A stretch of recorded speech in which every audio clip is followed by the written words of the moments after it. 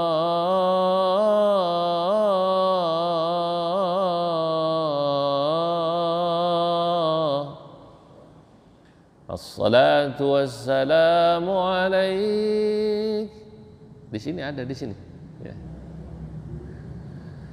Ya man asra bikal muhaiminu laylan nilta ma nilta wal anamu niyamu. Ya man asra bikal muhaiminu laylan. Wahai Nabi, wahai orang yang Allah Al-Muhaimin telah memperjalankan dirimu, menjamu dirimu lailan di sebuah malam. Nilta ma nilta, sungguh engkau telah mendapatkan anugerah yang luar biasa. Wal anamu niyam, sementara waktu itu orang lagi pada tidur. Wa taqaddamta lis-salati fa shalla kullu man fis samai wa antal imam. Wa taqaddamta lis-salati, pada saat engkau sudah sampai di Masjidil Aqsa, malaikat menunggumu, ruh-ruh para nabi menunggumu, dari mulai ruhnya Nabi Adam sampai Nabi Isa. Nunggu sholat berjamaah di Masjidil Aqsa. Wa antal imamu, pada saat itu engkau menjadi imam. Subhanallah. Jadi Nabi ketemu sama engkongnya Nabi Adam. Dan Nabi Adam itu bapak-bapak waktu mau nikah, ini rahasia aja, jangan ngomong-ngomong, ini rahasia. Nabi Adam itu waktu mau nikah, maharnya sama Ibu Hawa apa coba? Apa? Baca sholawat, betul. Waktu itu mungkin begitu ketemu, ya Allah, ente yang gak taunya. Aneh dulu nikah, mas kawinnya nyebut namamu, hai Muhammad. Nabi Adam itu, kata Syekhana Khalil Bangkalan dalam kitabnya As-Silah fi Ahkamin Nikah, saya dapat dari guru saya, diijazahkan khutbah nikah ini indah nih. Alhamdulillahilladzi khalaqa minal ma'i basyara فجعله نسبا وصهرا خلق آدم ثم خلق زوجه حواء من ضلع من أضلاعه اليسرى فلما سكن إليها قالت الملائكة مه يا آدم حتى تؤدي لها مهرا. Tatkala Allah Subhanahu wa taala menciptakan Nabi Adam di surga, surga begitu indah, tapi ada yang kurang. Sebab Nabi Adam sendirian, Pak. Sendirian tuh nggak enak. Maka para jombloan jomblowati ini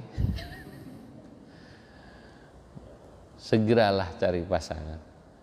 Akhirnya Allah Subhanahu wa taala menciptakan pasangannya siapa? Ibu Hawa. Min dhil'in min adla'ihil yusra, dari tulang rusuk Nabi Adam bagian kiri. Falamma sakana ilaiha, begitu Nabi Adam sudah merasa sakinah, sakinah itu tenang. Orang kalau ada pasangan itu tenang. Qalatil malaikah mah ya Adam hatta tuaddiya laha mahra. Hai Adam, kau kalau senang ada aturannya. Apa aturannya? Nikah. Oh nikah. Nikah itu harus pakai mas kawin. Nabi Adam tanya, qala wa ma mahruha, apa mas kawinnya hai malaikat? Qalu an tusalli ala Muhammadin khatamin nabiyyin wa imamil mursalin. Qalu, malaikat menjawab mas kawinnya, hai Adam, jika kau ingin menikahi Hawa, antusalli ala Muhammadin, kau harus membaca salawat kepada siapa? Nabi Muhammad.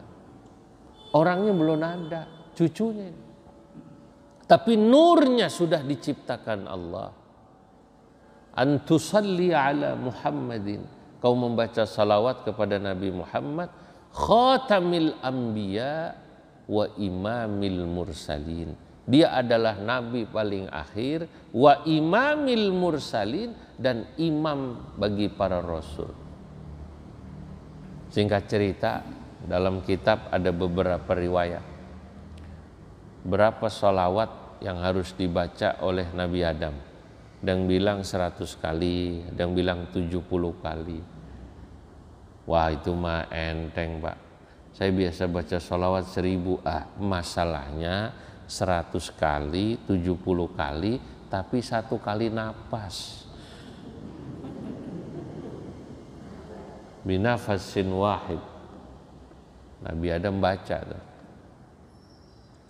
Dalam riwayat kitab belum 70, Nabi Adam nafasnya nggak kuat. Nggak kuat, Pak. Coba sampean baca kuat berapa kali? Allahumma salli ala Muhammad, Allahumma salli ala Muhammad, Allahumma salli ala Muhammad, Allahumma salli ala Muhammad, Allahumma salli ala Muhammad, Allahumma salli ala Muhammad. Itu salawat yang paling pendek. Sallallahu ala Muhammad, sallallahu ala Muhammad, sallallahu ala Muhammad, sallallahu ala Muhammad, sallallahu ala Muhammad, sallallahu ala Muhammad, sallallahu ala Muhammad. Paling 10 ya.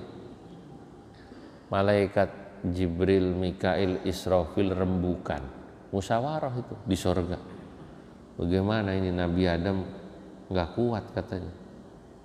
Ya udahlah, kawinin aja, kasihan.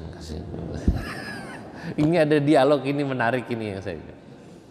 Yang nanti kemudian menjadi semacam tradisi, orang itu kalau mau nikah jangan dipersulit, gitu loh Pak. Kalau Bapak punya anak perempuan, calon mantunya cuman punya begini begitu, ya udahlah, jangan dipersulit. RT kalau dimintain surat izin apa namanya, numpang apa namanya, nikah, jangan dipersulit. Kenapa? Ingat ceritanya Nabi Adam nikah dipermudah, siapa namanya? Malaikat Jibril. Lah ketemu Nabi Adam itu. Waktu Nabi Isra Mi'raj ketemu, Masya Allah. Kalau bahasa Betawinya, gue dulu kawin nama lu gue sebut. Kalau bahasa Betawinya, ya Allah mat gitu. Gue dulu kawin nama lu gue sebut gitu. Wahai Nabi Muhammad. Ketemu. Nah, wa imamil mursalin.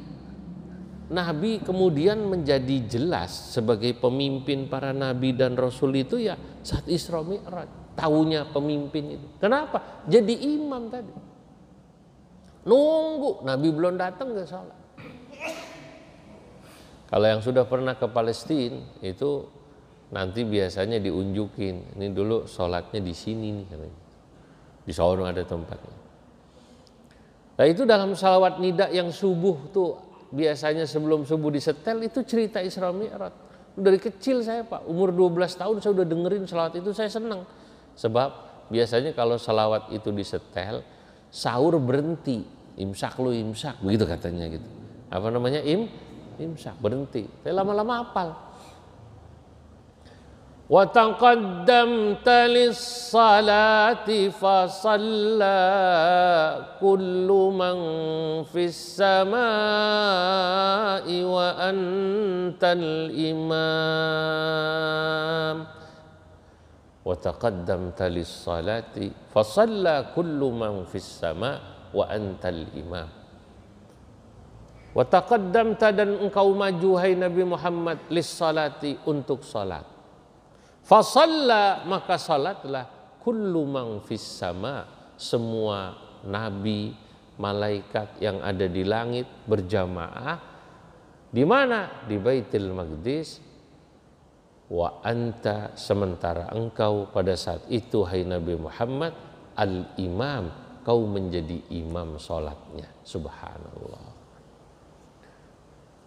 Ini Pak, puncak pengakuan Allah kepada Nabi dan penegasan bahwa Nabi itu khatamul anbiya wa imamil mursalin. Belum cukup untuk menunjukkan anugerah yang luar biasa lagi kepada Nabi. Nabi Muhammad langsung dijamu, dipanggil ke Sidratil Muntaha. Wa ilal muntaha rufi'ta kariman,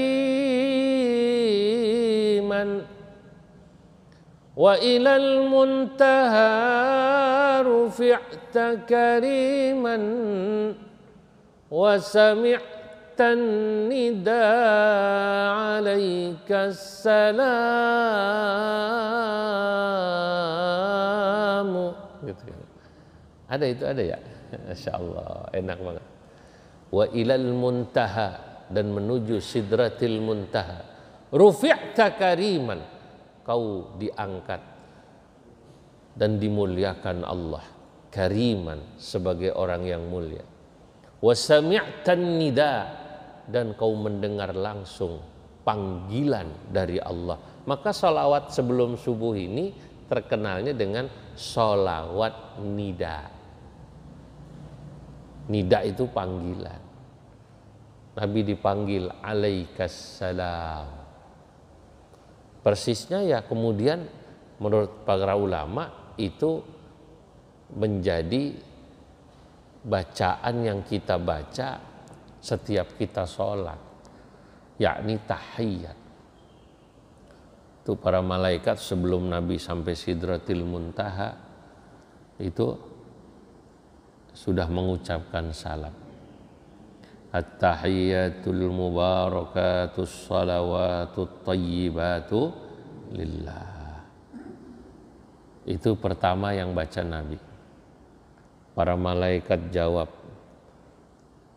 Assalamualaikum. Gimana tahiyat? At-tahiyyatul mubarakatus salawatut tayyibatu lillah. Assalamualaikum ayyuhan nabiyyu wa rahmatullahi wa barakatuh. Para malaikat mengucapkan salam, termasuk Allah mengucapkan salam pada Nabi. Assalamu alayka ayyuhan nabiyyu wa rahmatullahi wa barakatuh. Para malaikat menjawab, Assalamu alayna wa ala ibadillahis salihin. Jadi pertama Nabi mengucapkan at-tahiyyatul mubarakatus salawatut tayyibatu lillah. Allah kemudian mengucapkan salam pada Nabi, menjawab Assalamu alayka ayyuhan nabiyyu wa rahmatullah wa barakatuh. Para malaikat yang di Arasy semua menjawab bareng-bareng Assalamu alayna wa ala ibadillahis salihin. Saudara-saudara, ini kalau diceritain gini, jadi sholatnya itu tambah mantep. Oh, ini ceritanya ini. Jadi tahu ceritanya. Itu cerita. Ya tentu banyak. Kalau diceritain semua ini anugerah Allah banyak. Tapi rupanya ketika Nabi oleh Allah diberikan anugerah, jamuan, privilege, ya Muhammad sal tu'tah washfa' tu syafa'. Minta apa saja, minta. Nabi disuruh minta, Pak. Ternyata yang diminta bukan jabatan. Kalau kita itu dia dipanggil orang yang bisa memberi jabatan, apa gubernur, apa presiden. Begitu kita udah dipanggil, minta apa, Pak? Kalau boleh komisaris, Pak. Saya udah pensiun. Kalau boleh apa namanya? Komisaris. Kalau nggak komisaris ya dubes. Kan gitu kan? Dubes itu bahasa Arab bukan? Dubes apa itu? Bahasa Arab apa bahasa Indonesia sih dubes ya?